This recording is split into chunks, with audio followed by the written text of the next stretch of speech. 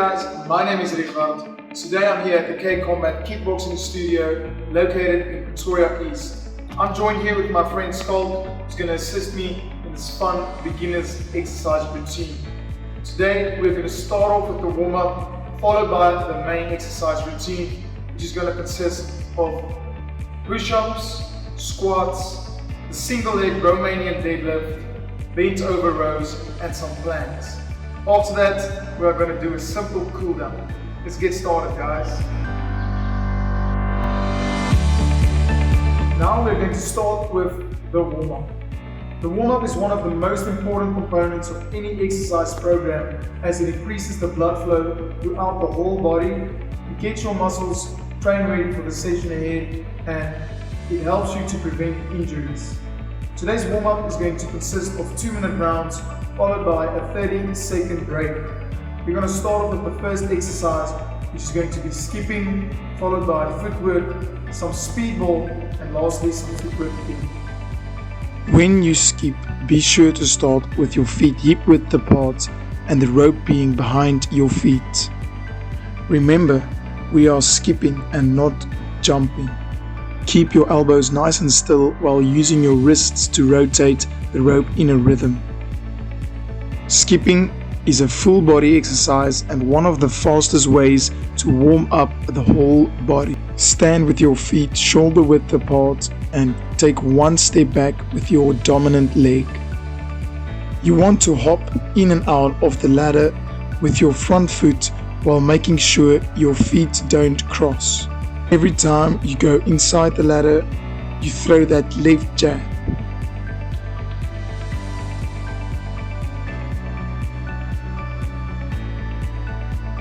Every time the ball touches the wood, it counts as 1.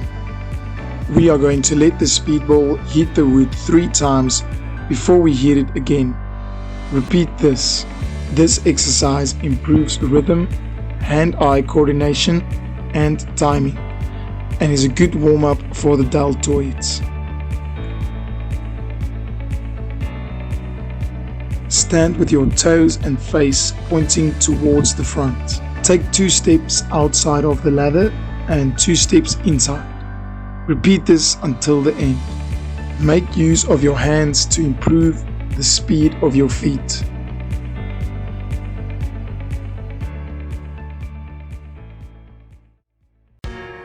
Hey guys, now that we're done with the warm-up, we're going to jump straight into the exercises. With the first one being the push-up, second we got the squat, third the single leg Romanian deadlift, fourth is going to be the bent over row, and then finally is going to be the plank. First off, we are going to start with the push-up.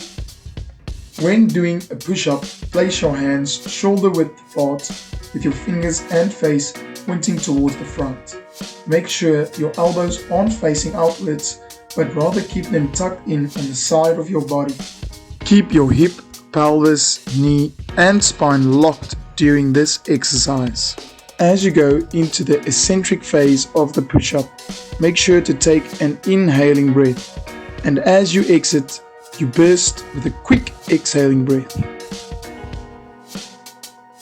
When executing this movement, the elbows and shoulders flex and extend to raise and lower the body, while the scapula retracts and protracts to facilitate glenohumeral range of motion.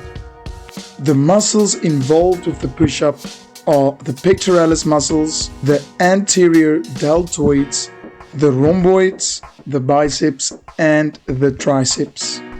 Next up, we are going to move on to the squat. Before executing the squat, keep your feet shoulder width apart with your head and toes facing the front. Before you go down, you have to sit back into your imaginary chair. As you execute the squat, make sure your knees don't go over your toes. You have to constantly keep your weight backwards. Go down until you reach a 90-degree angle with your legs and use your arms to improve that balance and posture. The squat focuses mainly on the quadriceps, the hamstrings, and the glutes. The joints involved in this movement are the ankle, knee, and hip joint, with the hip joint being a ball and socket joint formed by the femurs and the hip girdle. Put your weight backwards, and every now and then make sure that your knees stay behind your toes. The joint action involved during the downward phase of the squat start at the hip. At the hip, the femurs and hip girdle form a ball and socket joint. Flexion is caused by the gluteus maximus, medius, as well as the bicep femoris. Muscles that cause flexion at the knee are the rectus femoris, the vestus medialis, vestus lateralis, and vestus intermedialis muscles. Dorsiflexion is caused in the ankle by the action of the gastrocnemius and soleus. During the downward phase of the squat, the gluteus maximus, medius, and bicep femoris causes extension in the hip. At the knee, a hinge joint is formed from the tibia and femur. The muscles that cause extension are the rectus femoris, vestus medialis, vestus lateralis, and vestus intermedialis muscles. At the ankle, the tibia and calcaneus form a hinge joint. The action of the gastromedius and soleus causes plantar flexion. The muscles assisting the hip joint throughout the movement of the squat are the gluteus maximus and all three heads of the hamstring, which include the bicep femoris, semimembranosus, and semitendinosus. During the squat, the hip flexors will be the antagonists, and the quadriceps and the gluteus maximus will be the agonists. Our third exercise is going to be the single leg Romanian deadlift. Stand with your feet hip-width apart, with your toes and face pointing towards the front. Slightly bend your knees and grab the kettlebell with your right hand while extending the opposite arm outwards into the coronal plane. Stand on the left leg, flex your shoulder blades together and tuck your tailbone slightly under to make your pelvis parallel to the floor. Your right leg will extend behind you. As this happens, squeeze your glutes to keep your upper body aligned. As you come up, squeeze your glutes and lock your hips out.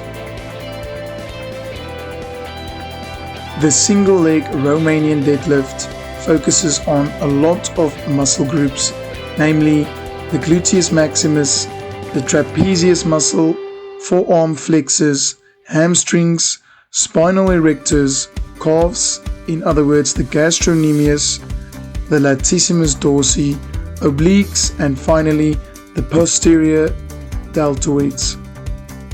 Try to keep your shoulders aligned throughout this exercise.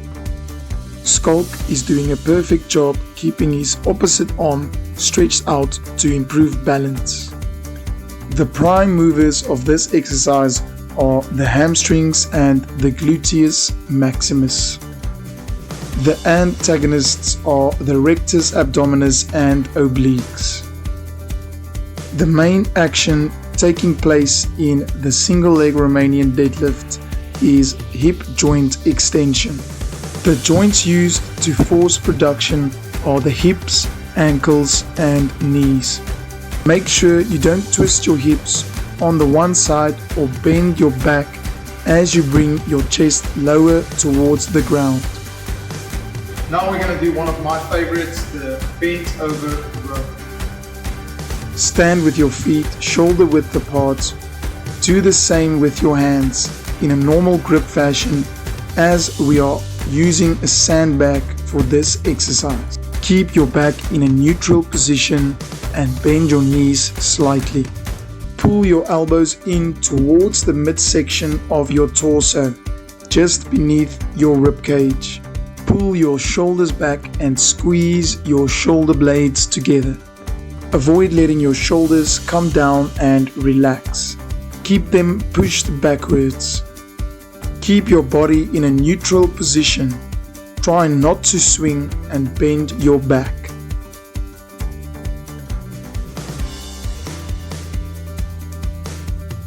The muscles we will be using when doing the bent over row are the latissimus dorsi, teres minor and major, as well as the deltoids.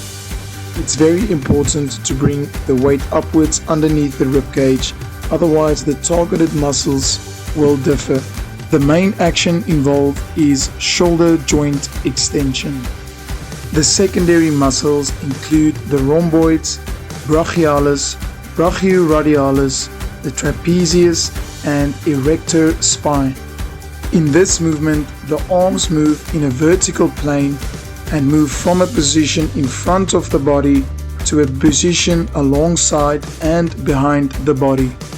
When performing the bent over row, there are short hyperextension, elbow flexion, and scapular retraction involved. Last but not least, it's the plank. Go down onto your elbows, creating a 90-degree angle while keeping your elbows shoulder width apart. Make sure your elbows and shoulders are aligned straight and that the elbows aren't placed too far forward. Stand on your toes and lift your hips off the ground, keeping the back straight and aligned while flexing the abdominal muscles.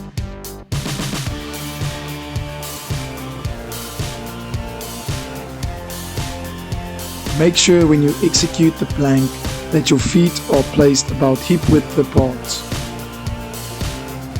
Keep your spine aligned and engage your core.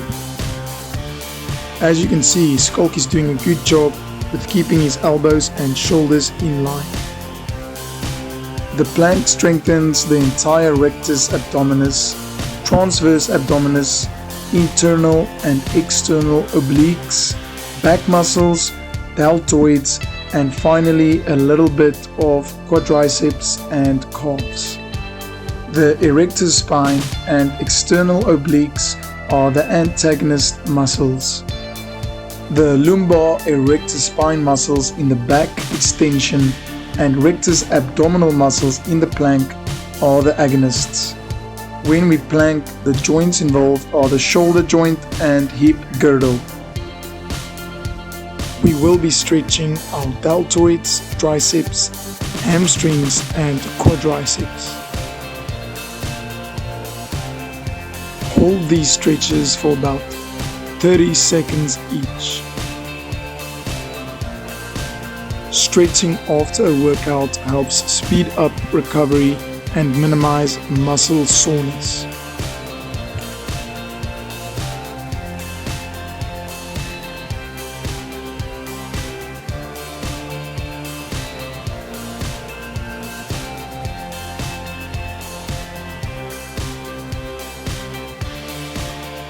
This video is going towards my personal training studies, and it's going to help me achieve a lot more than I would have without you guys.